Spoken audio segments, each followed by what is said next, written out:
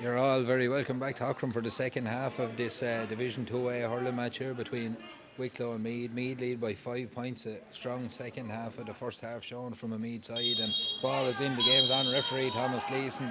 Danny Swanton a little bit too fired up at the start of this second half, has given a free to Meath, and it'll be a chance now as the rain has gone away, and it's actually not a bad evening there now, but it'll be another chance for Meath to probably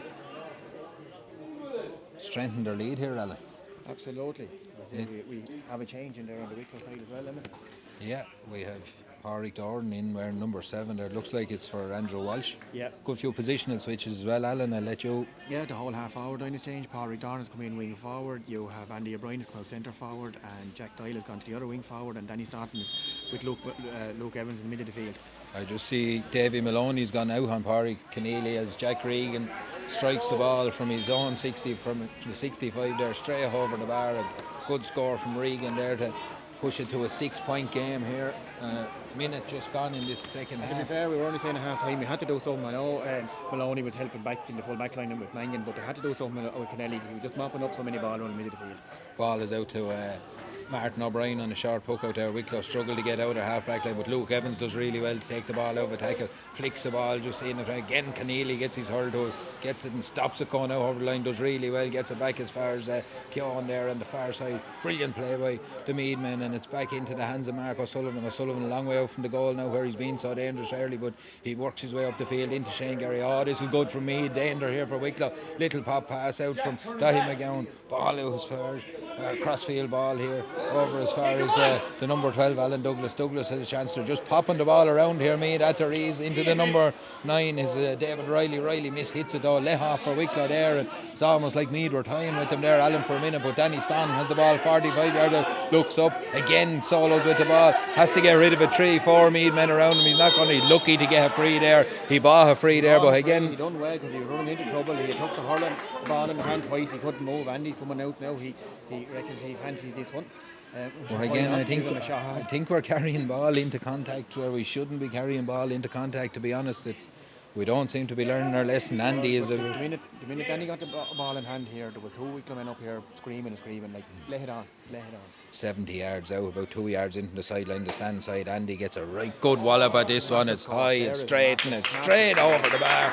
Andy O'Brien lifts the Wicklow spirit a small bit. It's 11 points to Meath, 6 points to Wicklow. We have 2.5 minutes gone in this second half. Charlie Ennis is about to puck this one out in the Meath goal. Long ball again down the field, huge puck from him down on top of Dahi McGowan. McGowan slips through his fingers though. John Henderson on his knees tries to retain it. Jack Doyle gets the ball up again. He's 2-3 Meath men around. Doyle goes to ground. There's no line ball. There's no. I think he's giving it throw in. Hard to know what's going on here now. If you wasn't Jack had run into trouble, he had slipped, he was on his back, there was 3 around him. Referee is going to throw it in here. He'll throw it in between Alan Douglas and Davy Maloney. Her ball is in. Hurl has got to it by Maloney. He tries to root it out, but only as far as Jack Regan. Regan, big strong man again. I think physicality is starting to tell against Wicklow here as well, to be fair. Regan has the ball, fires a diagonal ball in front of in front of the number 13, who is Gavin McGowan. McGowan has a shot at the post. It goes high and goes over the bar. Does really well there, McGowan. A good score from Meath, and as I said, it looks like physically Meath are starting to get the better of Wicklow. Fatigue is going to have to come in. You're saying in the first half you're trying to run so much with the ball. Let the ball do the work. You are going to tire, because fitness is a massive thing. And that's right across the board with everybody. 4 minutes gone. Meath lead by 6, 12 points to 6. Long ball down again. It breaks in the middle of the field. Again, that man Keneally picks up the pieces and fires a dangerous ball down the line. Martin O'Brien is out first. Takes a second attempt to get to it. Goes to ground. It's number 13, Gavin. Number 12, Alan Douglas stands over him. Looks like it's going to be a throw ball again. The ball. No, I think he's going to throw it in. He is Wicklow. Probably lucky there. Yeah. Because He did kind of He knew sit what he down. was at. He sat down on the job, but he's got away with it again. Wicklow get numbers back there. Stand him, Jack, stand him! Fires the ball off the hurl. Probably should have given a handball, but Gary Byrne goes long, a huge ball down the field, but the man just sitting in the pocket there is the centre back, James Thor. Thor does well, fires a little ball out to Keith Keoghan. Keoghan steps around, picks, has a look, has time to have a look and drives a dangerous ball into the corner for Gavin McGowan. Again, a big rangy player. Meath are full of these types of players. It's his second score, it's high and it's over the bar. A huge score from the number 13, 2 in a row there for him. 2 brilliant scores, and he stretches Meath's lead out to 7 points, and Wicklow need to start finding scores from somewhere at this other end. And to be honest, they don't look like coming at the minute. They don't. Like, 9 of them 13 are from play. You know. So. He's not giving it to him, he's not giving it. The Wicklow, they're not even getting a chance to foul him. Chance there goes short to Mick Mangan, ball outside as far as John Henderson 45 yards out, goes short to Gary Byrne. Byrne will launch this one in, side steps inside, does well enough. Good ball from Gary Byrne, hung diagonal ball into Christy Morehouse. Morehouse needs to take this one in first, but he has Mickey Burke on his case. Morehouse again gets the ball the second attempt, flicks a little pass out to Davy Maloney in space, but needed the second by head, and it's that man Keneally again, picks up the pieces and strikes a long ball down behind as far as Gary Byrne in good position there, has a look and fires the ball up the line. Again looking for Andy. Andy does well, uses his body, shapes himself well, gets the ball in at the second attempt. Does he? No, he needs a third and a fourth attempt, but there's 2 men on his case there. Flicks the ball out as far as Pádraig Doran has a look for it, but Andy picks it up eventually. 3 men around him now, tries to go one-handed into Davy Maloney, gets it to Maloney turns and heads for the goal. Danger here for Meath as Maloney bears down and goal out to Danny Staunton, but he's pulled back. Maloney does well, and a free into Wicklow. And again, there was a ball in mid there, and then he was just allowed to let rip. He was. And something might have ended up in the back. Something was going to go somewhere, but Wicklow have a free in and they can try and narrow the gap here. 6.5 minutes gone in Ockram in this Div2A hurling league clash with Wicklow and Meath. It's 6 points to Wicklow, 13 points to Meath. Shortly to be 7 points to Wicklow here. Christy Morehouse does his stuff. High ball, high and over the bar there for Christy Morehouse. So it's back to a 6-point game. And like I said at half time, I think we're going to need a goal from somewhere if we're going to get a result here. Saying, like Maloney doing well there, but like you just cannot give Kennelly the room that he's getting, because he's just hoovering up ball there. Like, he's a good hurler as well as everything else, you know. But he's having one of them days that everything is falling to him as well, you know. Long puck out again. Looks like it's gone for a line ball at the far side. Where is the linesman? Where we see Mikey Lee and Shard coming in. I think you'll hear something could be a lad to leave in around Kennelly there and let the 2 of them kind of fight hard. Like it'll be a good man on breaking ball, good man on free ball. Yeah, it looks we'll have to try and do something. It's a throw ball on the far side here. Thomas Gleeson, our referee, about to throw it in. Peter Keane is on the job there as well with Dahi McGowan. Ball breaks and Meath. That's a heavy shot gone in from Martin O'Brien there on the number 15, who was Paddy Keneally, and some of the Wicklow backs are a bit fed up of seeing Paddy Keneally driving the ball in there. It's a frontal challenge, and I'd say he'll definitely be seeing yellow anyway. He'll definitely be seeing yellow on this one. Let's take this chance to plug the Winner Renault competition for Wicklow GAA. We have tickets on sale on the website. It's winnerrenault.ie, and tickets are 1 for 20, 3 for 50, or 7 tickets for €100. So a great chance to win a state-of-the-art Renault car there for anyone that's interested.